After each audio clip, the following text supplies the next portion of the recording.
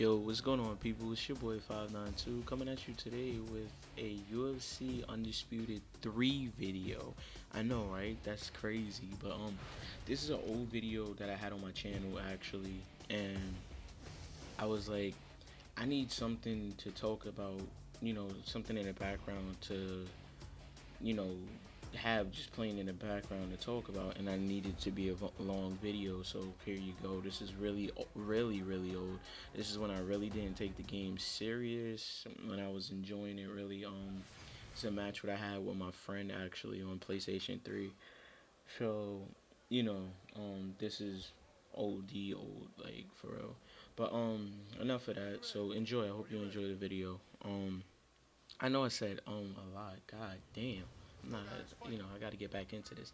But this is something I really wanted to talk about, and something that's been bothering me for the past couple of days. Being on Twitter, being on a couple MMA websites, and seeing comments people made. And I have to say it, and I have to be real. And this is my personal opinion. So don't sit here and say you said this, you said that. This is my opinion. My opinion. Okay, let's get that straight. Next, okay, so to me, there's a lot of problems in the UFC ranking system. I mean, like in the way title matches work. First, I want to start off by saying Matt Brown did a good job in his fight, but we have to be real with ourselves as MMA fans. The people saying, "Oh, Matt Brown this, Matt Brown deserves a title match, Matt Brown deserves somebody in the top, the ranking system." And I agree with you. He deserves somebody in the ranking system, but for people to be sitting here saying flat out their face saying he deserves a title match and I think he can beat Johnny Hendricks, and I'm not calling nobody out who said that. If you feel that way, that's you. That's cool. I respect it, and I respect your decisions and opinions on stuff. But let's be real. He cannot beat Johnny Hendricks. And this is something that's bothering me because people look at performances and be like, "Oh, that was great." But if you look at who he's beat, none of these guys are top 10, let alone can be top 10. Let's face it, he hasn't beaten anybody in the top 10. And I promise you, people are saying give him a top fight, give him a top fight. I agree, put him against somebody that's, a top fighter. But to sit here and boldface say he can beat certain guys in the top 10, I mean, it's possible, but let's face it, he can't. Jake Ellenberger, he's not going to stand with. Roy McDonald, he can possibly, I don't know. Robbie Lawler, he's not going to stand with. Tyrone Woodley, I highly doubt that. Hector Lombard, no. Let's face it, he's a good fighter, and in my personal opinion, I would put him against Tarek Saffiedine for his next match, or Hector Lombard, because people need to realize, yes, Matt Brown is a good fighter, but he's a wild striker. Wild striker. And people saying he'll easily beat Nate or Nick, because Nate said he wants the match, and people are saying he'll easily beat him. Let's be real. Nate Diaz is a boxer, a beautiful boxer. Those wild punches are not going to work. You know why? Because Nate is going to stand back and counter punch. That's all you have to do to beat Matt Brown. That pressure is good, but when you get judo swept and submitted, it's not going to work, boy.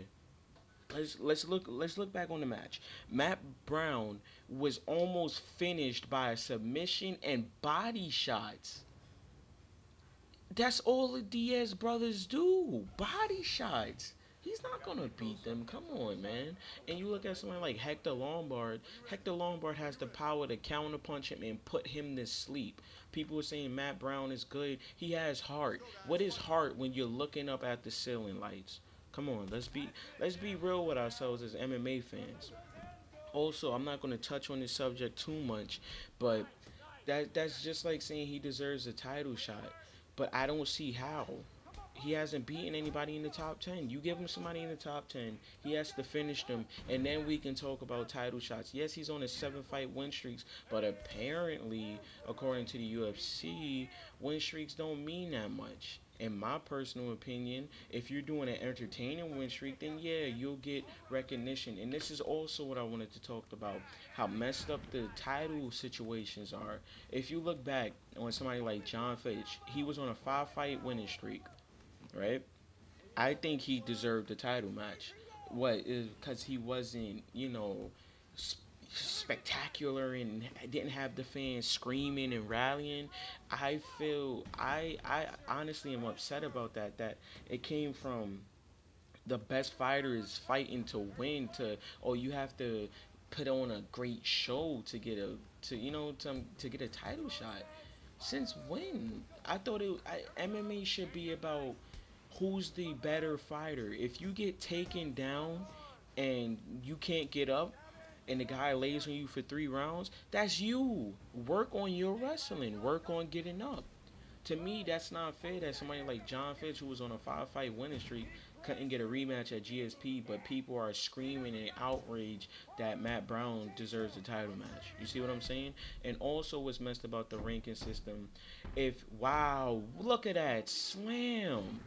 If you're not a I feel if you're not a, Dana White doesn't like you, you won't be getting a title shot. That's my personal opinion on it. Because if you look at somebody like Vitor was on a 2 fight winning streak, right? His only losses basically came to champions. Bisbing was promised if he beat Belfort, he would get a title shot. But if Belfort won, he wouldn't get anything. Oh, we'll see. Belfort knocked him out, knocked out Luke Rocco, the last middleweight champion in Strikeforce, and then Dan Henderson. He finally gets his shot. He gets, he needs to take time off because of TRT. The match is placed back, and Machida will step in to face Wyman.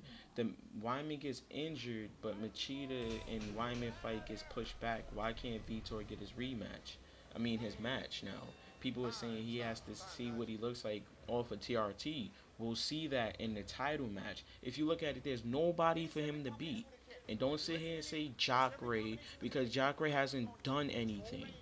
Jacare should face somebody like, you know, Tim Kennedy or Luke Rocco.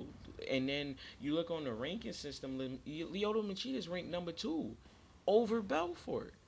Yet Belfort has done more in the middleweight division. This is what I'm saying. If you're not liked by, I feel like if you're not liked, you're not gonna make it because if you look at it, Mark he lost. I mean, he beat Mark Munoz with a KO, and then went to decision, with Gayar Musashi on a 2 fight unbeaten streak. Then Vitor Belfort is on a 3 fight unbeaten streak. Let's be real. What is going on in the MMA world or the UFC in specifics if you want to go there.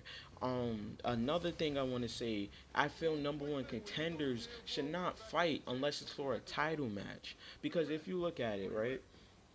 Now this is something else I wanted to touch on with if you're not liked or if you're not impressive and spectacular. Look at this. Ben Henderson beats Josh Thompson, the number 1 contender. Josh Thompson was supposed to fight Anthony, but Anthony got injured and Ben Henderson stepped up to face him. I understand people feel that Josh Thompson won or he got robbed. At the end of the day, it was a loss. Okay? I feel since he beat Josh Thompson, the number one contender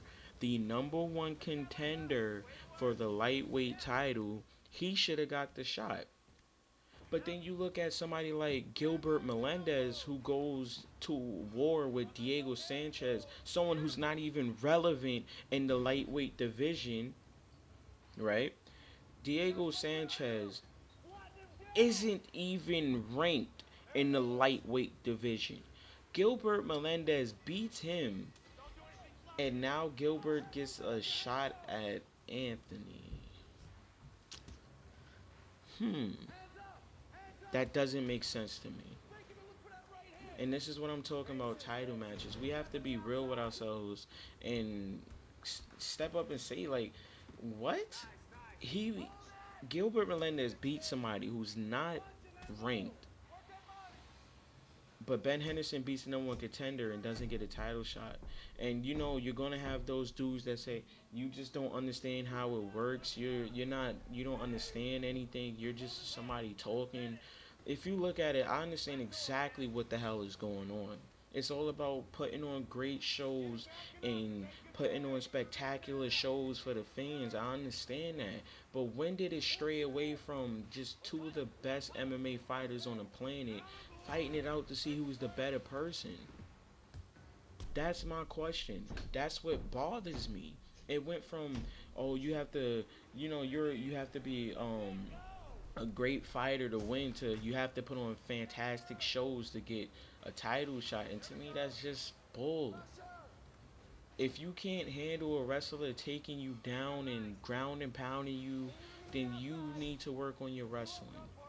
People feeling that Matt Brown should get a title shot. I think you need to wake up and realize that I don't even think he could beat Nate. Nate can take him down and submit him easy. Let's face it, that judo was deadly, and so was his submission and counter boxing. What is going on with us MMA fans? I started a conversation. I wanted to know what y'all think, how y'all feel about what I said. If you disagree, go ahead and say it. If you agree, go ahead and say it. If you have your different outlook, go ahead and say it. Let me know. It's your boy 592. I want to hear y'all. Peace.